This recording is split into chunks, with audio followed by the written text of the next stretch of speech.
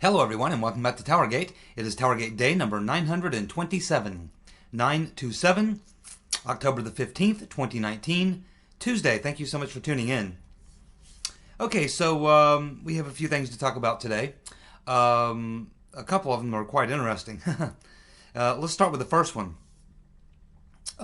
So last night, I'd be talking Sunday night actually, after I had done my video. It was pretty late. It was after 10 o'clock, somewhere between 10 and midnight. I'm just kind of doing a last check of, news items that I might be wanting to talk about the next day. And I stumble onto this tweet by Papagalopoulos. And the Gateway Pundit is also running the story, but they're running the story using Papagalopoulos' tweet. So I try to find out if there's anyone else talking about this story. And there's really, other than other people who are, passing along Twitter or social media, there's no other sources I can find like Sarah Carter, John Solomon, Epoch Times, Epic Times. I'm not finding anyone else really talking about the story. It's just something that Papagalopoulos has on his Twitter page. And it's interesting enough to talk about. If true, it's pretty bombshell, but I've not really been able to corroborate it with any other news sites. I don't know if it's because Papagalopoulos is getting this from the foreign press or where he's getting this exactly, but it's certainly there on his Twitter feed, and I don't think he's joking. You have other people commenting on it, and you have another individual commenting on it who appears to be some sort of an internet researcher, and he's saying, oh yes, this is true, and there's more, and he starts talking about some other things. So it's a little cloudy on this story right now. I'm not 100% sure that this is factual, but it's very interesting and it makes sense. So I'm going to go ahead and lay it on you right here, and you can see what you think about it, and we'll continue to watch it, and we'll see if anyone else starts talking about it or backing up what Papagalopoulos is saying on his Twitter feed. So what Papagalopoulos is tweeting, and he did this Sunday night, somewhere between 10 and midnight on Sunday evening. He says that James Comey met with Mifsud in Australia just days before Mifsud made contact with Papagalopoulos in Rome back in March of 2016. He also says that there was a meeting with two other individuals, and Mifsud and Comey were involved, and this would include the chief of staff for Alexander Down the Hatch Downer and another Australian intelligence official who's head of another intelligence branch in Australia. So he's saying that there's this meeting that took place in Australia just days before Mifsud goes to Rome and is introduced to Papagalopoulos and makes first contact with him. That would have been back in March of 2016. Papagalopoulos is saying that this meeting in Australia that occurred, that the players were Comey, Mifsud, Alexander Down the Hatch Downer's chief of staff, and another intelligence official from Australia.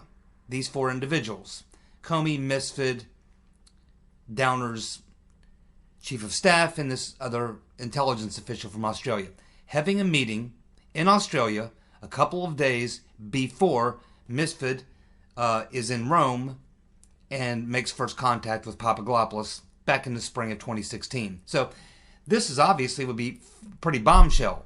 Now, something that's more interesting about this is something we can confirm. And we know this because this has been reported. It's in my timeline. It's been reported on multiple news sites. This is not a secret. And that is that Clapper was in Australia about 2 weeks after this meeting was alleged to have taken place.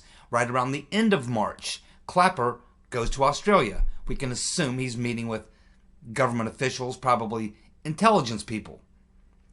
So that's pretty interesting. And we can confirm that. Now, this first story that Papagalopoulos put on his Twitter page, I'm not able to find anyone else really talking about it or backing it up other than people who are using the Papagalopoulos tweet. There's no other source, in other words, no other raw source. Now, Solomon's not talking about it. Jeff Carlson's not talking about it. No one yet at this point, other than Papadopoulos, is talking about it as being an original source. Everyone else is simply, citing Papadopoulos' tweet. So this would obviously be bombshell, because this would certainly, although, again, I mean, as much as this is a bombshell, I still don't think that this is necessarily, you need this. This is icing on the cake in my mind. But obviously the real thing when you're talking about Mifsud and Downer, and you can include Halper in that, is I believe you can blow the entire Spygate story wide open by simply getting the truth about Mifsud, Halper, and Downer. Get the truth about Mifsud, Halper, and Downer, and you can pretty well blow up the entire Spygate conspiracy right there. Just get to the bottom of those three characters. But this is still a very interesting story, and it's some pretty good icing on the cake, and it would explain a lot of things. Now, I don't know if certainly this would not be hard to fact check. I wouldn't think, because these people, as government employees, they keep schedules. These things should be able to be verified. You should be able to verify whether or not Comey was in Australia at that time. You should be able to verify whether the chief of staff for Downer was in Australia and having any meetings with any American officials at that time. You should be able to verify whether or not Mifsud was there in Australia at that time. Travel records and things and such could do that. Certainly anyone in the FBI or anyone in the intelligence community, anyone in the State Department, anyone with the ability to have access to these databases could certainly verify this story and knock it down pretty damn quick if it's not true. But no one has knocked it down yet. There's not a lot of people out promoting it. It's still kind of under the radar. So I will continue to watch this story. I know some of you have seen it.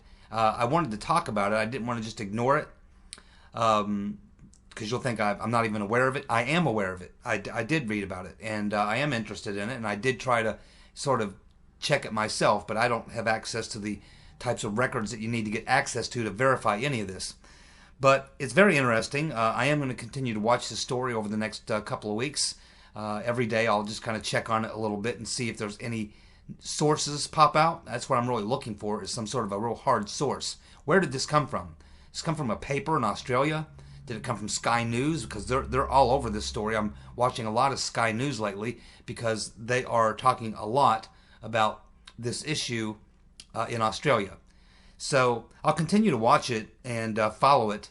If any of you have any ideas, any sources where this story may have come from, put it in the comments section, because I do try to read the comments. Most days I do read the comments. So yeah, I'd be interested to know. I'll continue to try to track down the source of this, and we'll try to figure out if this is true. It's fairly, I would say, not super bombshell, but it's a pretty big story if it is true. And I would certainly like to find out if it is true, because it's pretty interesting. And Papadopoulos, he doesn't put a lot of fake stuff up on his Twitter. Normally, he puts stuff up there that's pretty well verified. But keep in mind that his wife speaks Italian. She follows Italian press and European press a lot, and tells him what she's learning from this. He speaks 3 or 4 languages himself, Greek and several other languages. So he's able to read some of the foreign press as well. Of course, in Australia, they speak English, so it wouldn't be hard to follow that. That's why I watch Sky News. So I'll be checking in with Sky News tonight. It usually uploads on YouTube somewhere around 11 o'clock. So that's where I'll be trying to track this, because if this is a story coming out of Australia, it'll probably be covered on Sky News. So that I'm going to try to follow Sky News pretty closely for the next couple of days or so and see if they talk about this. It's pretty interesting, I think. Mainly it's interesting to me because it's Comey. Now, if I were reading this as Brennan, or that this was Clapper, or this was some other intelligence official, Strzok, or one of these people, I'd say, okay, it makes sense. These are intelligence, counterintelligence. This would be the group of people that they would run in. But this is Comey. He's the FBI director, and he's in Australia. The FBI typically deals in domestic stuff. They'll get foreign stuff. They'll get involved in foreign things, but they have, foreign agents who get information and they give information back to the FBI, and they take that kind of stuff and look at it. but you don't really see FBI running operational things in foreign countries. You don't generally see that sort of thing happening. And this would have been, of course, part of the, we're looking at as being in context of the frame-up of Papadopoulos. That would have been an operational thing, like a sting operation or something. And you generally don't see the FBI running operations outside the U.S. So that would make this kind of peculiar and unusual. So that's the reason I'm a little bit skeptical. If it said Brennan or Clapper, I would say, oh yeah, this would make perfect sense. But Comey, that's a little strange. But I'll continue to follow this and we'll see where it goes. Okay, we have another story come out in the Gateway Pundit today where they're saying that in a new book that will be released next month, Glenn Simpson of Confusion GPS says in this book that he was first hired to investigate Trump in the fall of 2015. Hired to investigate Trump in the fall of 2015. He also says that the dossier did make its way to Obama. Of course it did. It was in his daily briefings, and we know that because Brennan was the one giving him the daily briefings, he and Clapper, and Comey as well. So certainly Obama would have been getting briefed on the dossier in his daily briefings, and I think that's been established for a very long time. So that is not particularly important. What's important is that Glenn Simpson knows that Obama was getting briefed every day.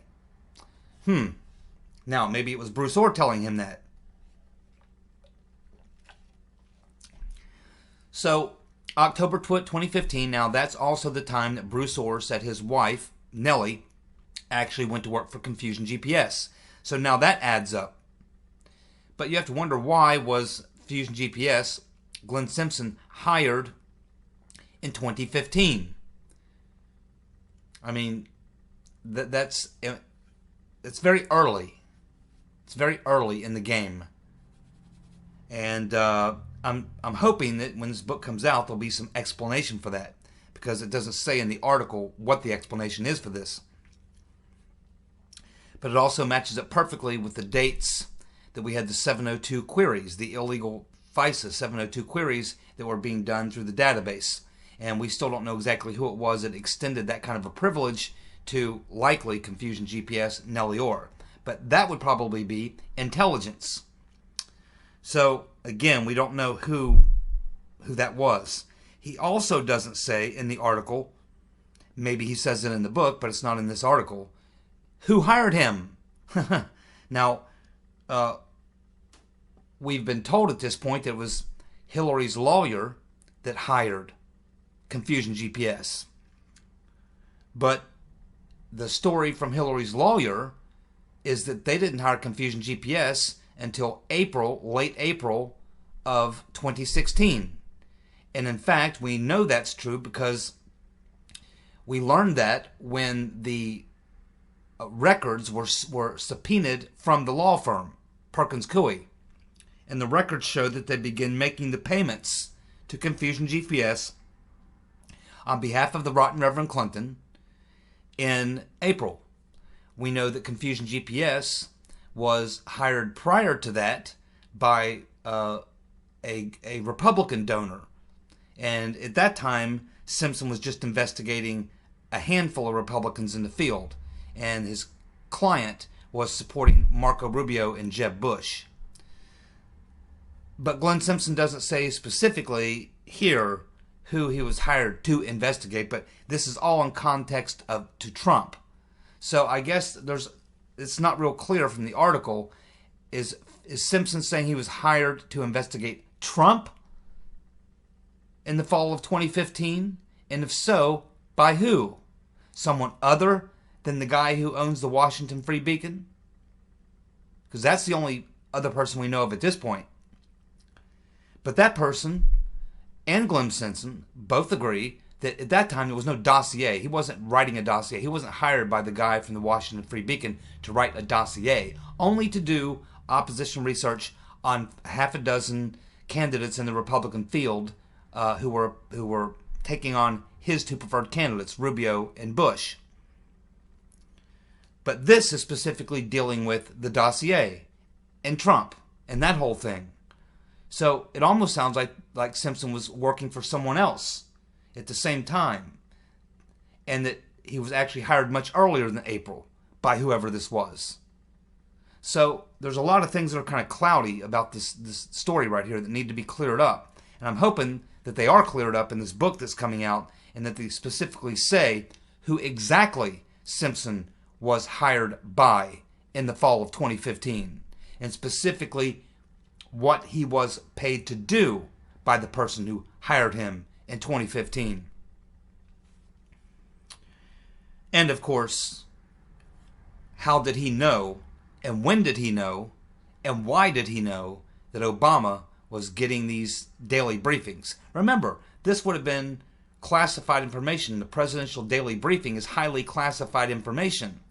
Here you have a muckraker, does opposition research, so-called opposition research, actually runs smear campaigns. He knows about this? He shouldn't. And if he does, how does he know? Because that's highly classified information. Somebody should be asking Glenn Simpson how he knew what the president was seeing in his presidential daily briefings, which is highly classified information.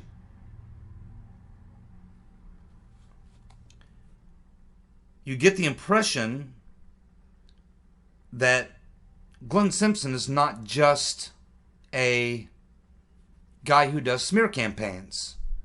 You get the impression Glenn Simpson is CIA. He's done work for the CIA. He certainly has. Can't wait for that book to come out and dig into that a little bit.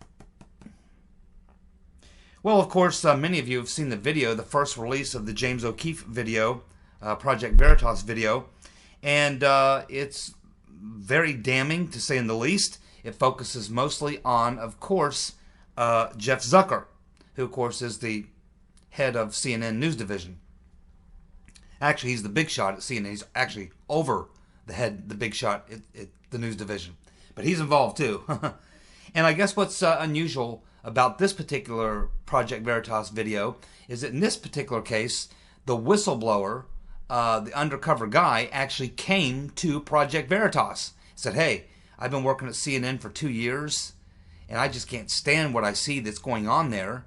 And it's so horrible, so politically biased, and I don't really know what to do about it. It should be exposed, but I'm kind of concerned. Obviously, I'll lose my job, put myself at risk, whatever, but I just can't stand it any longer. And so he goes over and talks to O'Keefe and says, what can we do? And O'Keefe just basically says, hey, do you want to go undercover? And yeah, you do go undercover. Well, eventually we're going to release some videos and you're going to be outed. And yeah, you probably are going to lose your job or whatever.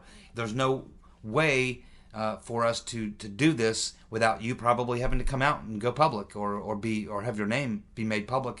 We can't really hide something like that. And so this guy, pretty courageous, decides, okay, well, I guess I'll have to find another job, but let's go ahead and do it. So it was someone who actually came out of CNN, who was working at CNN, who came to Project Veritas and said, I'd be willing to wear one of those little cameras and, get video for you, and prove to you what I see every day going on at CNN. And it's very damning, of course.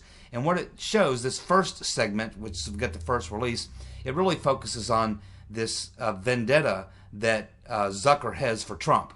And that's what the first video is mostly about, how every single day Zucker has a call at 9 o'clock every morning and tells everyone, gives them instructions. Forget about any other news breaking, forget about any other stories. The only thing that we're focused on every day, all day, every show is Trump and impeachment. Trump, impeachment.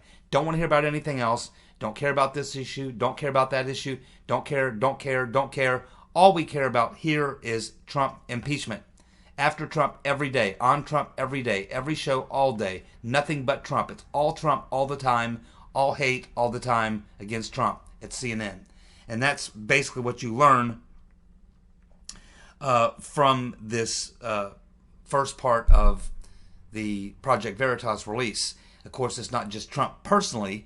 It's Trump supporters as well, are targets. Lindsey Graham, he wants to specifically target Lindsey Graham and he hates Fox News, and keeps describing Fox News as someone who runs fake conspiracy theories.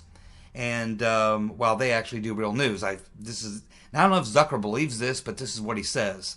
So anyway, I'm sure a lot of you have seen the video. If you haven't, it's worth watching, and I think that there'll be a lot more coming out from Project Veritas, and this is certainly going to reflect very badly on CNN. They're going to be quite embarrassed by it, quite honestly. Zucker won't really care. I mean, everybody knows he hates Trump. In fact, his friends will love him for it.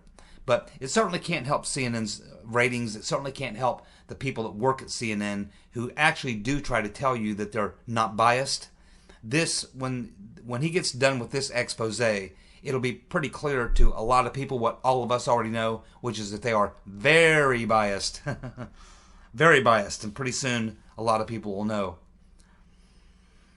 Let's see. We have the bug-eyed fool now saying that he really doesn't need to hear from the whistleblower because they have the transcript.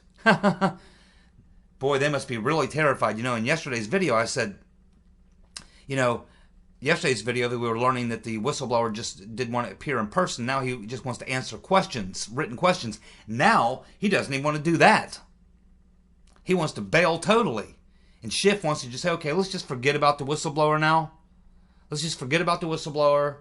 We're not going to talk about the whistleblower. We're not going to interview the whistleblower, not by letter, not by mail, not by email, not live, not any way, shape, or form. Really no need. Let's just forget about the old whistleblower and get on with that impeachment. This guy's nuts, man. He is nuts. He's out of his mind.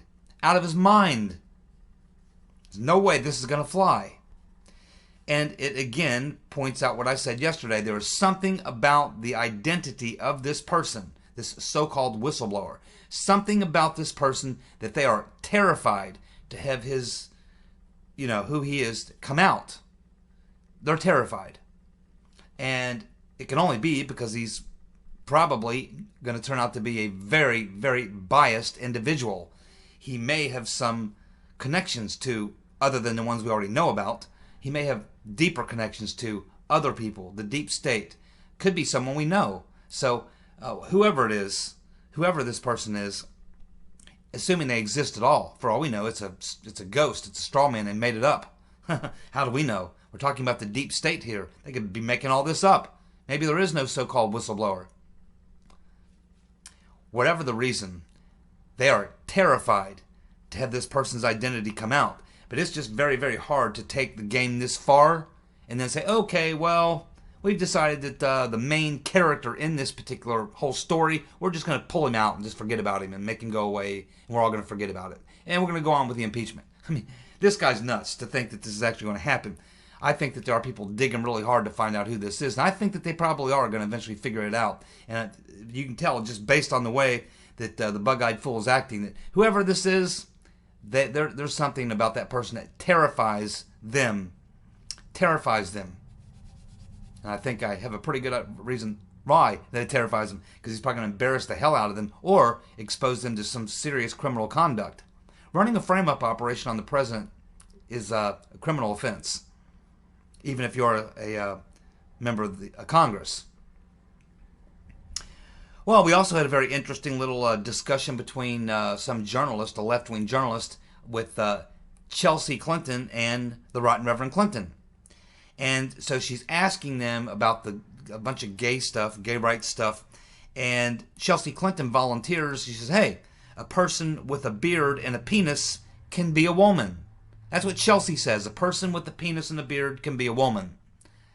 I don't know too many women with penises and beards, but that's just me. Maybe I need to get out more.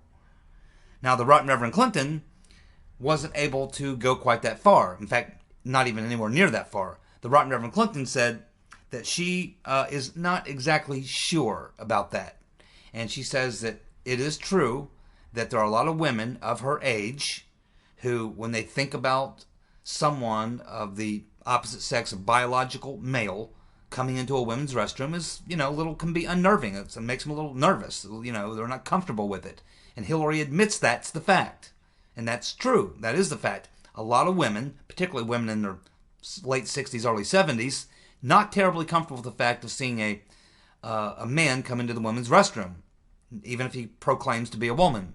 It's just they're not there yet.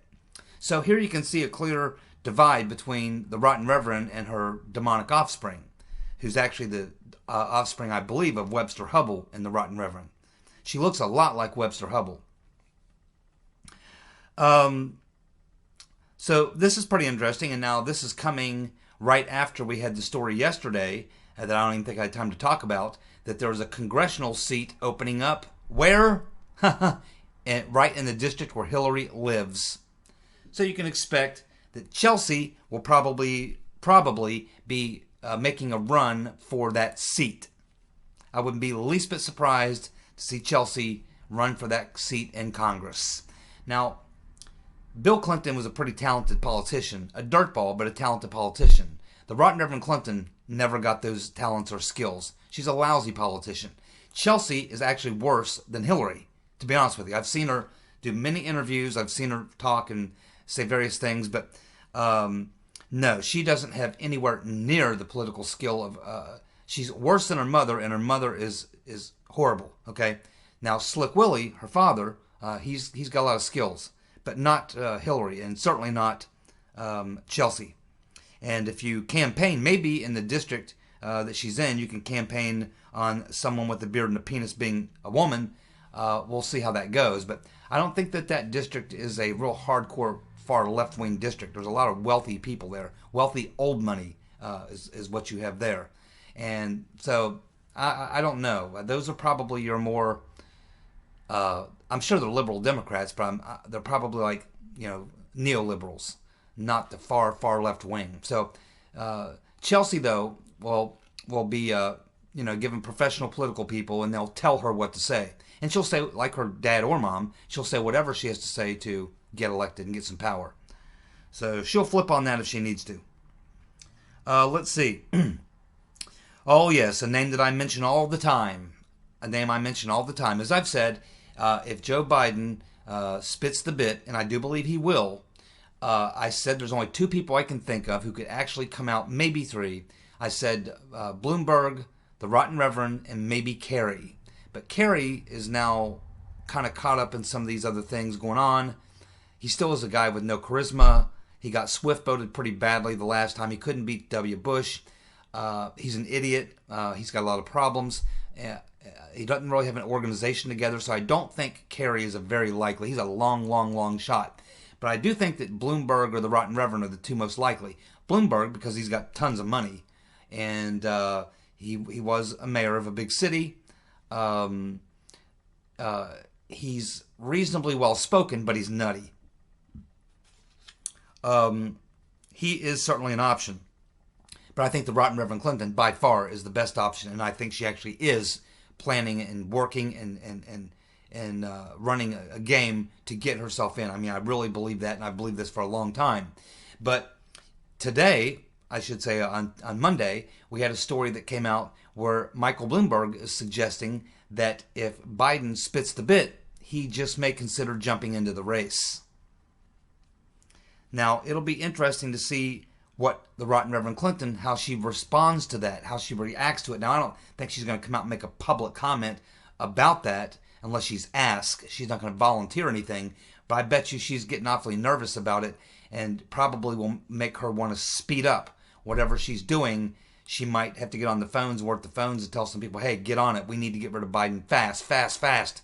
I need to be, the draft Hillary thing needs to be cooking, because Bloomberg may throw his hat in the ring. So if Biden drops out, we have to make sure that the draft Hillary campaign has already got some steam rolling, so that I'm already basically right there, so that when Biden falls, I'm able to just slide right in. There can't be any gap to leave a gap there, because if there's a gap, Biden drops out, and there's any gap at all, 24, 48, 72 hours, they're going to be looking for someone to fill that gap, and a guy like Bloomberg is a guy who could jump in there and do it. So the Rotten Reverend Clinton has to be very careful how she plays this. She has to make sure somehow that she's creeping up on Biden. She has the draft Hillary campaign going without it looking like it's actually going. It's got to be under the surface. She can't look like she's pushing Biden out. She is, but she can't look like she is.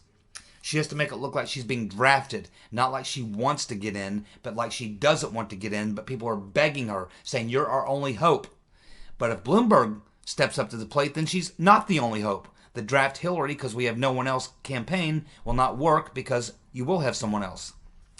And she knows that she's not liked very well, and a lot of Democrats don't even want her. She doesn't care, really.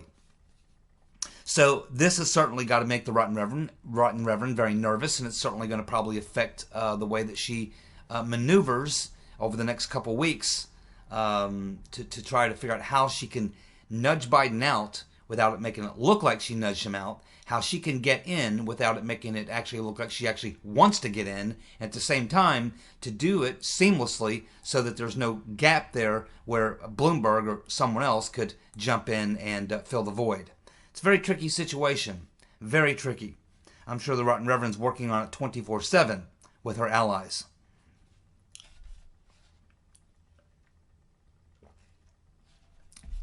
Reporters who are covering the Democratic primary are talking about this a lot amongst themselves. Now it's leaking out into the press. The story leaked out today. And what they're talking about is the fact that most of the Democrats in the 2020 field can't stand the skateboarder, Bobby O. They hate him, absolutely hate him, and they think that he's creating a huge, huge problem for Democrats in 2020. And they want him to shut the hell up about guns, taxes, and churches. Guns, taxes, and churches are three things they really don't want the skateboarder talking about. They don't even want to talk about them. Because they know that these are three issues, taxes, guns, and churches, that could render them a complete landslide loss in 2020. These are three issues that will take them down. You can talk about the crazy stuff, the climate change, the transgender stuff. You can talk about all that. That'll go over most people's heads. They don't pay any attention. But when you start talking about taxes, guns, and churches, they're paying attention. And so when they talk about all this crazy stuff, most people aren't even paying attention. But when the skateboarder is out talking about taxing churches or taking away their tax exempt status, banning all weapons, raising everybody's taxes, these are things that people are hearing, paying attention to. They do get wind of this stuff, and it sticks to Democrats, whether it's the skateboarder saying it, but it's sticking to all other Democrats, and it will stick to the Democratic Party. So a lot of people, apparently, even his fellow competitors in the field, would like it if the skateboarder were to exit immediately and shut the hell up, especially about guns, taxes, and churches. And that doesn't surprise me, by the way. You can tell a lot of these Democrats who are running, they don't really like Beto very much. Not hard to see why. He's not a very likable person. He's an idiot, by the way. Well, California is learning a very, very hard lesson. Of course, we talked about yesterday, Gavin Newsom, the recall petitions are now out there. They're collecting signatures every day.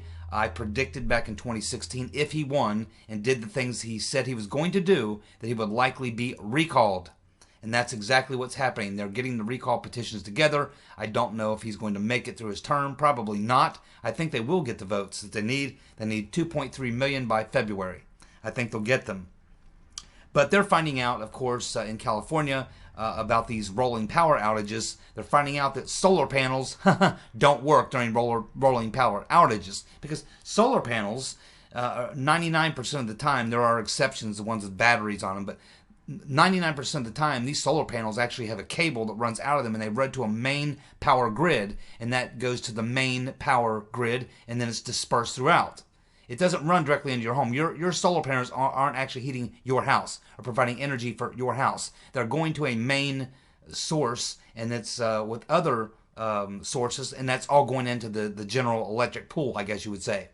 So the fact that these people have all these high, very costly, very expensive solar panels are not helping them, despite the fact they're having these blackouts. And of course, the same is true about their electric cars. They can't charge the batteries in their electric cars without electricity. Too bad. So they're learning a hard lesson. And Gavin Newsom is on his way to being recalled.